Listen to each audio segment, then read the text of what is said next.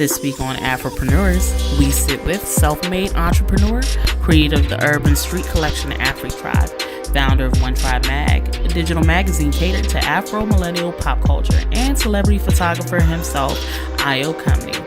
He's worked with all your faves like Yvonne Orji, Jay-Z, Wizkid, A$AP Rocky, and Bird, T.Y. Savage, Malik Berry, and even 21 Savage, just to name a few.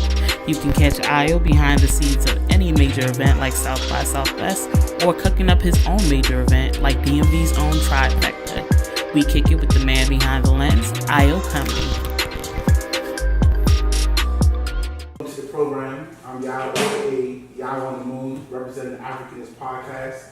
We have here today a creator, someone in our community that's doing some good things, and he's here to tell y'all a little bit about themselves. Welcome, Afritribe Ayo, as I'm going to call him today. Hello, everybody. How you doing? How you doing, bro? You okay if I call you Afritribe Ayo? That's fine. Afritribe Ayo. Yeah, because so when I first met this guy, he had the Afritribe hat on, so that's how I've been calling him since then. So Ayo, we're here to talk about people that have entrepreneurial ambitions. So people that are working on things and creating things in our community here. So who are you and what is it that you do? As you said, my name is Ayo. I reside in Maryland. What I do, I don't like to name myself like a CEO or an official title. I just like to say, I just create things. I created an Afritribe clothing line, which is an African inspired clothing line for diaspora. It's not necessarily like a high level fashion brand. I like to keep it really streetwear look. Okay. I also created OneTribe magazine, which is something I just launched in January with my team members, Kaka from Azizi and Adam, and that's been my main venture right now. Besides that, I just like to put my hands in multiple different things. Yeah, that's interesting. I mean, fashion and then, magazine. That's like two different lanes. But that's real cool. So, I mean, with those things, and we're talking about the two of those things being kind of different, so what would you say is your purpose? The thing that gets you going? My purpose? I mean, to be honest, I don't really know my purpose. I feel like I'm just doing what I can or what I think I'm supposed to do. I feel like God has to show me, personally, God has to show me my purpose. Mm-hmm. I'm not sure if He already showed it to me and I'm doing it right now, or I'm just waiting on His calling, but I feel like this lane I'm in right now is what I'm supposed to be doing, at least for now. Okay. So as far as my exact purpose, I'm just here to inspire or be inspired or just work until I get somewhere, really. Okay. There's no set goal, there's no set lane, there's no set, I'm just doing what I can, if that makes sense. That makes perfect sense. Yeah. So, I mean, it's interesting that you said that. That really rolls perfectly into the next question. Would you say with Afritribe, with the magazine, the clothing line, you're doing what you always wanted to do? Or is it, you just, figuring out as you go on, I'll say it's a little bit of both. I'll just say when I was in high school, me and my friend had a clothing line called Simple Originality. Okay. That was just something we just wanted to do for fun. And it got a little buzz around our high school. It was like a really basic tank tops and t-shirt, nothing fancy. And, long story short, I eventually left it, and then it just died. So I was like, oh, wait a second, I might have been, important to that. A bunch of backstory to it, but I was like, okay, maybe I think I found something there. Let me try it again. Mm-hmm. So then a couple years later, I was like, okay, let me try Afritribe for myself, see how it works out for me. So it wasn't something that I was also destined to. I never went to fashion school or design school, right, business school. I'm just picking things up on my own, that's how I learned. Yeah. So that's what feels right. What feels right, exactly. Yeah. Even though that might not be the best advice to give to somebody, but I feel like your gut intuition is usually what's always right. I think a lot of entrepreneurial journeys end up that way. So right. I think that's cool. So if we pull out the home video footage of you, Ayo Afritribe, age 8, you know what I'm saying? And people are like, what do you want to be? You don't think that you would have came out and said, oh, I want to design fashion, I want to... No, I mean, I made a joke earlier, but I really wanted to be an astronaut. I would say, I swear to God, I swear, because when we're picking majors, I actually picked aeronautical engineering. I told my dad, I was like, I'm gonna be an astronaut, and he's like, no, you don't do that. You be a lawyer, da da da da da. And so, like, it was just, I was like, I fine, whatever, I'll just do whatever. And I did pharmacy, or I switched from that because but the pharmacy was just so boring. Like, I was like, I can't do this one, man. I was just like, you know. So eventually, I picked physical therapy, and so along the side, I was like, you know what, school might not be what my lane is. Let me do something else to counteract, school, make my own business, and I just landed on, Afritribe. So, like, at what point did you decide, this is me, this is what I'm going to do? Well, that's a funny question. Yesterday? No, honestly. Yesterday. And I joke with all my friends, every time I release a collection, I'm like, all right, that's it. Like, I'm done with this. Because it's a lot of work, one, and selling to our people, Africans, is a lot of, like, negotiations, discounts, it's very depressing, like, it's very, So after I release something, I'm like, all right, I'll bow out the game. Well, I'm like, and then, like, a couple months later, I get inspiration. I'm like, all right, I gotta do this. That would be dope to put out, that would be dope to sell, that would be dope for the culture, I just always have ideas that I just can't put down. So every time I say I'm gonna, like, stop making stuff, I'm like, no, I gotta do it again.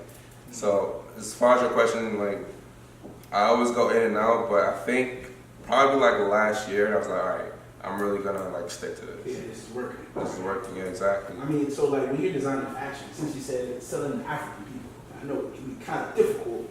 Like, I mean, when you look at stuff, do you look at, like, what you like, or do you think about what people like? Like, what's... Again, a little bit of both. When I first started, it was, well, I'd say the first design I made, right, it was, or what started Afritribe. I used to wear this shirt that my mom got me in Nigeria. And it was basically like a gold and black, it was like a cheetah spotted collared shirt. Okay. But it was very like fancy feeling, like you got it from Italy, France type of thing. And everyone kept complimenting me on it. And I was like, man, I should make this into a hat and sell it since everyone likes it. And I'm like, instead of the black spots, just make it Africa, like Africa continent map on it. And then I made that into a hat. It was basically a black and gold cheetah print hat. And I sold that, and that was just that's what I perceived that people liked about that shirt.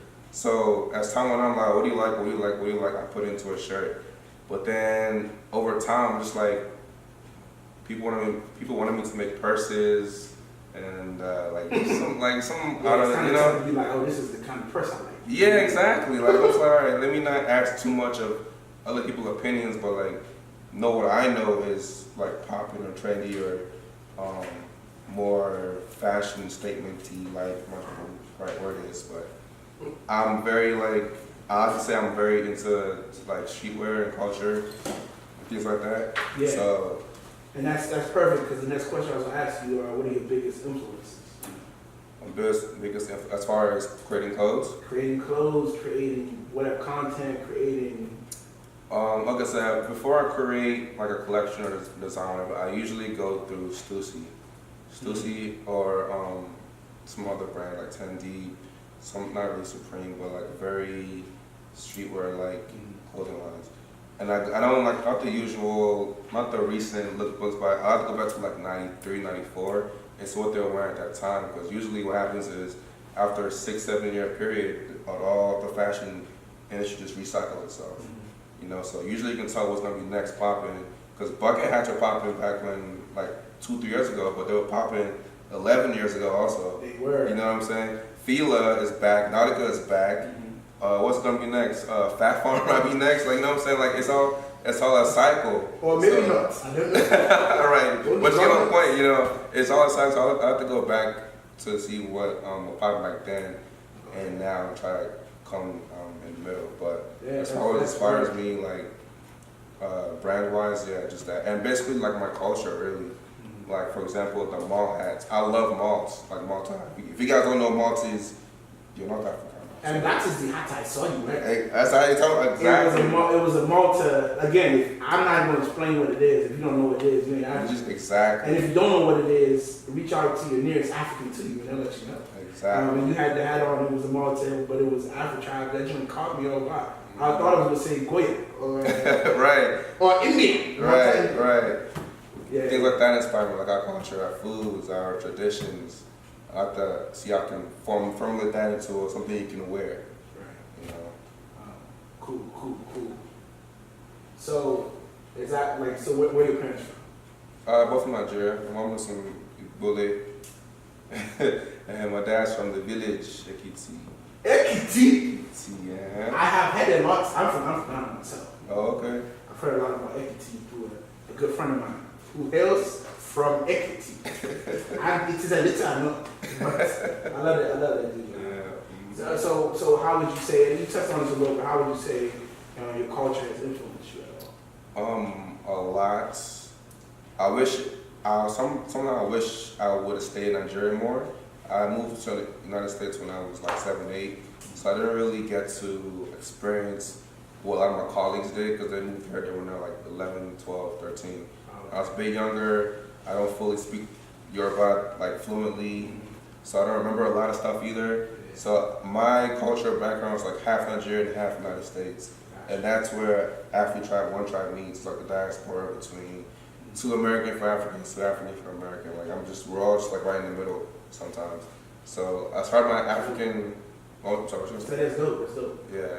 But my culture, like it influenced me a lot because sometimes I ask my mom like, what's Mr. Biggs? Or back then, like, or like Nepal explain that. I'm not know it, but just to get more insight, like the Biafra War, what really happened, because I don't know it, you know, too young to understand at the time. So I like learning about our history. Then there's a like an unspoken like subtle lane for those people that are like right in between the middle of Africa and America. So where did your journey to entrepreneurship begin?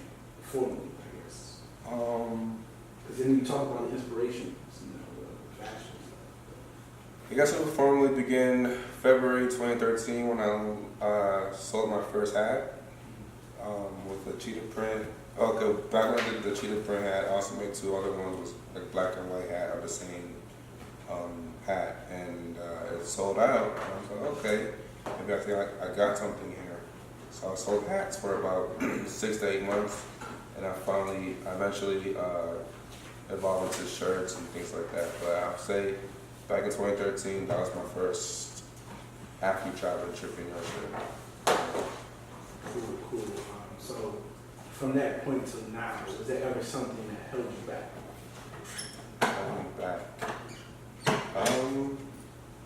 Myself, I would say that because I go to school. I'm actually right now in the graduate program, I'm in my master's program. I have a job, like just being busy. I don't have time for a lot of things. Like I have to force myself to make some new things because you have to cut down on the beats. And that's even the thing. If you have a girlfriend, I do have a girlfriend. It's like you have to allocate time to spend with her and things like that. And it kind of hurts your business time a little bit too, But I guess the biggest thing to stop with me would be myself. Like nobody else can influence me that much to stop Afritribe. It just be internally. But I guess me, really, just time.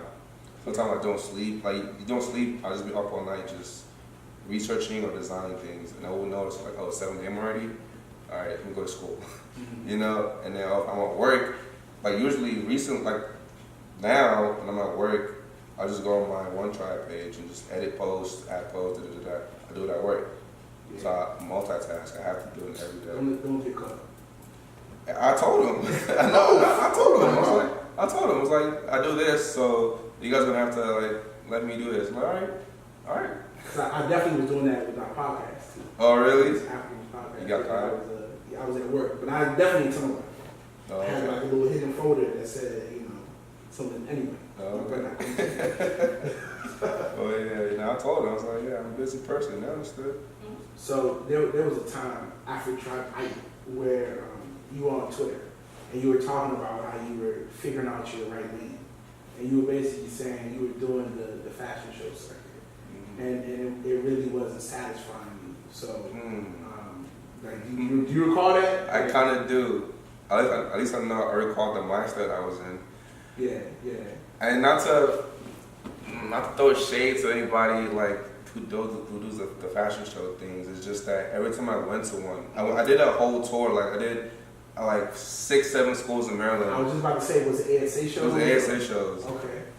And it would usually go like this. Like we'd go there, the models put the stuff on, you go on stage, you walk, something different, But then like 1 or 2 people would come up to you and be like, who want to buy it, you know? And everyone knows you'd be there for pictures.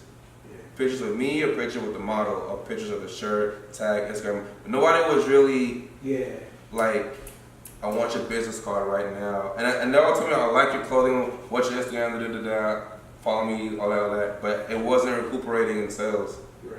So that kind of messed me up a little bit. Like, all right, what's the point of these shows? Yes, promotion, but this is still Maryland. I know you guys know the brand, but if you're not buying it, I'm just promoting to the same people over and over and over and over again. You know, we drove to Salisbury, we drove to like Bowie, Howard, College Park, all in like 2-3 weeks. And then the whole DMV tour. The whole we had a whole quote unquote tour. I'm just like, all right, let me see how much. Analytics, it's like, all right, it's not working. It wasn't converting. Right. In that sense. It's supposed to build. And I'll find out the same people who I saw at this fashion show sometimes will be here or already follow me. So I went to New York. I did like 2 shows. I did 2 shows in New York, and that's when I stopped doing. That's my last one because I saw they did it over there, and it was amazing. Like, it was probably the best ASA show, fashion show. Like, compared to the Maryland shows, like, all right, this isn't working. We got to branch out to other states. It's like 2 years, 2.5 years ago. But at that point, my clothing, I saw myself as like the outcast of the brands because, because the other brands would have the Ankara dresses, Ankara this and that, and I would just come out with like, oh hey, I saw the ads. I saw shirts. What's up, guys? It wasn't like traditional. Yeah, it wasn't traditional. Even though I had my sets a little bit differently. Also, like everybody would play the traditional African songs, and just walk up. I was like, all right, we're gonna turn up though. For my part, I will come up to ASAP. Our intro song with ASAP Rocky, like, and it will mix it into Wale, mix it into like Wizkid, mix it into Burna Boy, then mix it into like some ratchet stuff. And I'll have everybody dance. Exactly, I will mix it up. And it's like 2, 3, 4 years ago. So make sure everyone's like, oh, just saw shirts. Like, I want to make everybody get into it. So I would notice everybody was like, oh, okay, who is this? The name will be out there, but the sales weren't. So like, okay, maybe this isn't like what I'm supposed to do. And as I mentioned before, the brands I look up to, they don't do those fashion shows. Like, they do their own events, and you know, and have people of their caliber to be in that setting. So it's not always good to. It's good to branch out, but once you become an outcast, you either stand out or you just blend in. There's only 1 or 2 different options, and at that time, I wasn't standing out the way I wanted to, so I had to move out the lane. Yeah. One of those things, taking your time. Did you ever have when did you have that fuck it moment where it was like, you know what, I got something that feels right to me. I'm gonna delve into this and forget all the stuff that's taking my time up, the beats, the Nigerian bodies, whatever it was. When did you have that, man, fuck it? Like, we're going there with Afritribe. Last year. Definitely last year, before our first trifecta cookout. Definitely last year, because at that point, I was actually gonna stop Afritribe, like for real this time. Like, I told my friends, like, oh, this is it, I'm done. Because I wasn't getting inspiration at that time. I was too busy with school, this and that. And then we threw out the cookout, and everybody showed up. I'm like, oh, So y'all still rocking a lot.